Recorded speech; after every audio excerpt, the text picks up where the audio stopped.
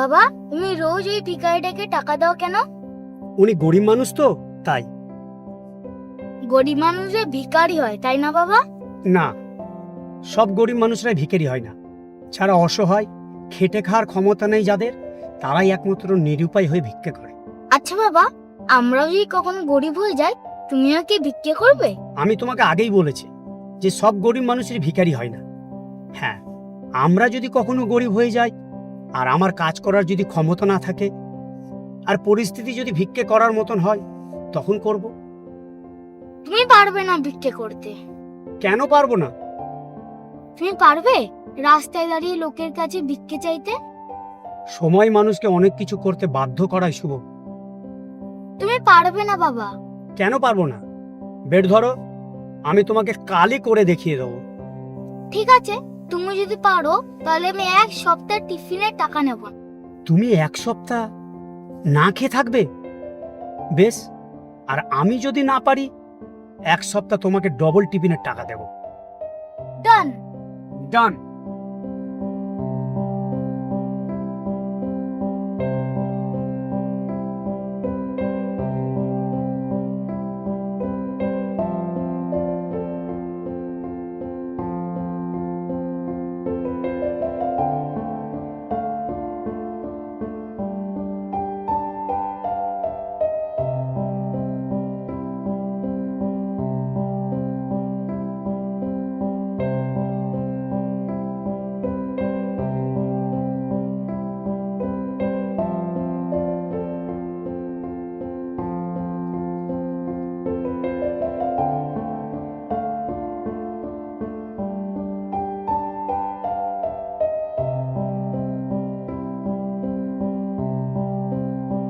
বাবা, আজকের কথা মনে আছে তো? সব মনে আছে। আমি হারলে ডবল টিফিনের টাকা, এই তো। আর আমি হারলে নো টিফিন। শুভ, আমার কিন্তু হেরে যেতে ইচ্ছে করছে। আমি জানতাম তুমি পারবে না। অবশ্যই পারবো, তবে আমার শুভ এক সপ্তাহ টিফিন না খেয়ে থাকবে, এটা আমি সহ্য করতে পারবো না। তুমি পারবে না সেটা বলতে পারছো না, শুধু আমার ঘাড়ে দোষ চাপাচ্ছ। চ্যালেঞ্জ করো না কিন্তু, আমি আজ পর্যন্ত কোনো কাজে হার মানিনি। চ্যালেঞ্জ কিন্তু আমাদের আগে থেকেই হয়ে আছে বাবা। ওকে, আমি চ্যালেঞ্জ অ্যাকসেপ্ট করলাম। আজই ফয়সালা হয়ে যাক। এই ড্রেসে ভিক্ষে চাইলে কেউ ভিক্ষে দেবে না। আমি তৈরি হয়ে এসেছি, সময় হলে দেখিয়ে দেবো।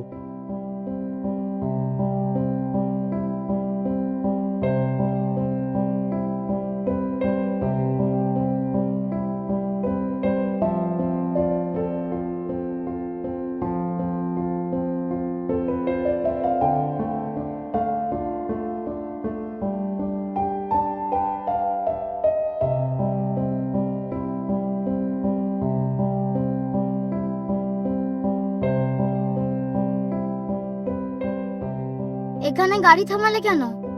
এখান থেকেই শুরু হবে আমার ভিখারির অভিনয়টা।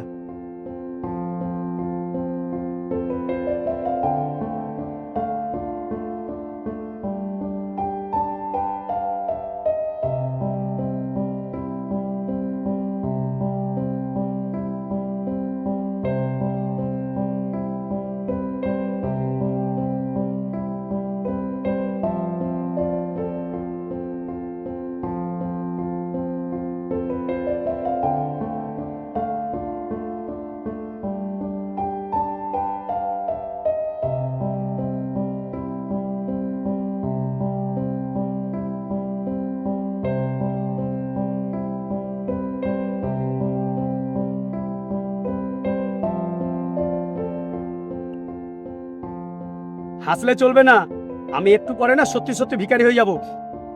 কেমন লাগছে আমায়? গরিব বলে মনে হচ্ছে। আমি তাহলে আমার কাজে লেগে যাচ্ছি, আর তুমি এখান থেকে চুপ করে বসে দেখতে থাকো। বাইরে কিন্তু একদম বার হবে না। ঠিক আছে। আমি আসছি।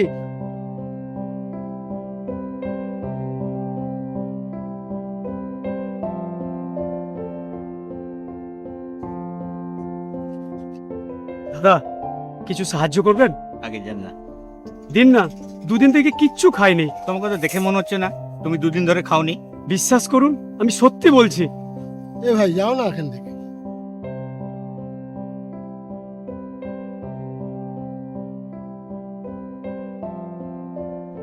দাদা, কিছু ভিক্ষে দেবেন? মাফ করুন।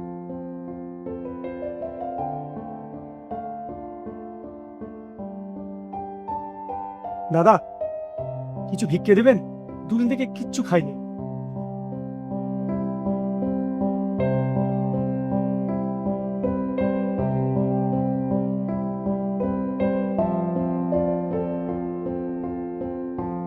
দাদা, এক কাপ চা খাবেন?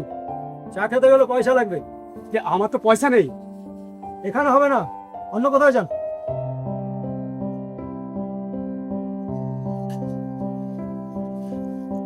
দাদা, কিছু সাহায্য করবেন? খেটে খাওয়ার ক্ষমতা নেই, হাত পা তো ভালোই রয়েছে। কাজ করার ক্ষমতা থাকলে কি আর ভিক্ষে চাইতাম? ক্ষমতা সবই আছে, আসলে তোমাদের স্বভাবই হয়ে গেছে ভিক্ষা চাওয়া। দাঁড়াও।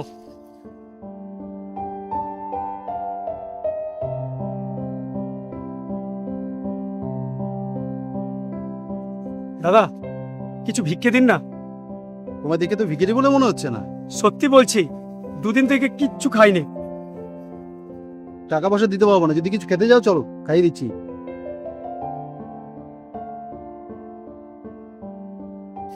কি খাবে বলো?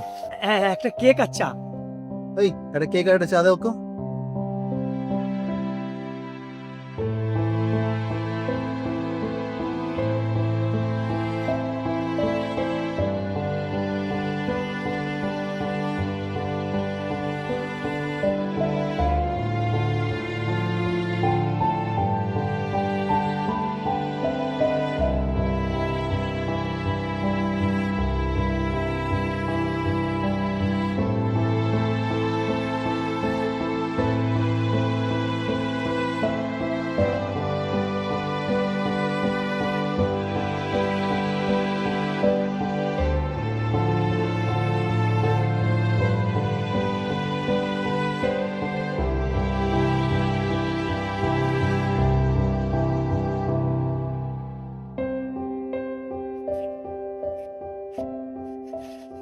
তুমি জিতে গেছো বাবা। জিতে তো আমি গেছি, কিন্তু একজনের কাছে ধরা পড়ে গেছে মনে হয়। কার কাছে বাবা? কেউ তোমায় চিনে ফেলেছে নাকি? হ্যাঁ, গাড়িতে চলো, যেতে যেতে সব বলছি। তোমার স্কুলেরও দেরি হয়ে যাচ্ছে, আর আমার অফিসেরও দেরি হয়ে যাচ্ছে। বসো বসো বসো বসো।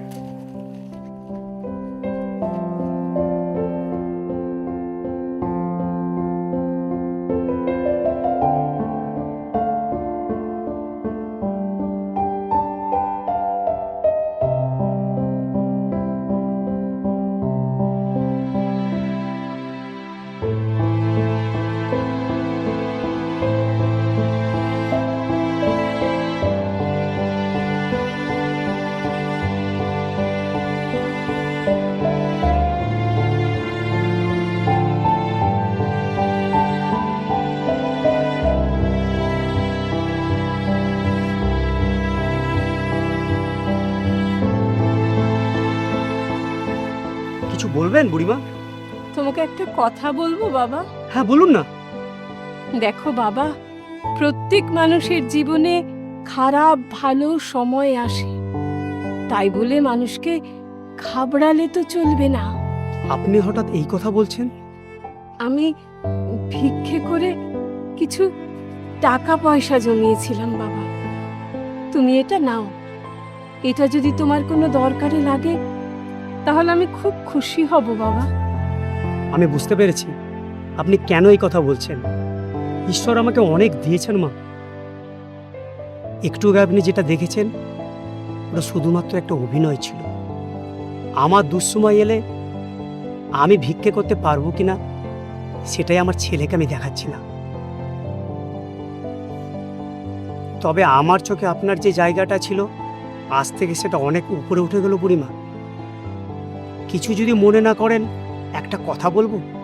অমন কথা বলছো কেন বাবা? বলো না, কি বলবে? এই বয়স আর ভিক্ষে না করে বাকি জীবনটা এই ছেলের বাড়িতে মা হয়ে কাটাতে পারবেন না? আমার ছেলে একজন মস্ত বড় ইঞ্জিনিয়ার বাবা, কিন্তু যেদিন আমি জানতে পারলাম আমার ছেলে আমাকে বৃদ্ধাশ্রমে পাঠাতে চেয়েছে, তখন আমি বুঝতে পারলাম এতদিন ধরে যে মজবুত খুঁটি মনে করে যে ছেলের পাশে আমি নিজেকে দাঁড় করিয়ে রেখেছিলাম, সে এখন ভাবছে খুঁটিটা কমজোর হয়ে গেছে। তাই রাতের অন্ধকারে শুধু ওই বাড়ি ছেড়ে নয় বাবা, ওই শহর ছেড়ে আমি অন্য শহরে চলে এসেছি, যাতে কেউ জানতে না পারে অমিত চ্যাটার্জির মা রাস্তায় দাঁড়িয়ে ভিক্ষে করছে। প্রত্যেক মানুষের উচিত নিজের ভরসায় পথ চলা, অন্যের সাহারায় বেঁচে থাকা নয়। যে মানুষ নিজের ভরসায় পথ চলে, ঈশ্বর নিজে তাকে সাহায্য করেন। আর ঈশ্বর যাকে সাহায্য করেন, তার তো আর কোনো সাহারার প্রয়োজন হয় না বাবা। তুমি যে আমার জন্য এতটা ভেবেছো, তার জন্য তোমায় অনেক ধন্যবাদ বাবা। আসি।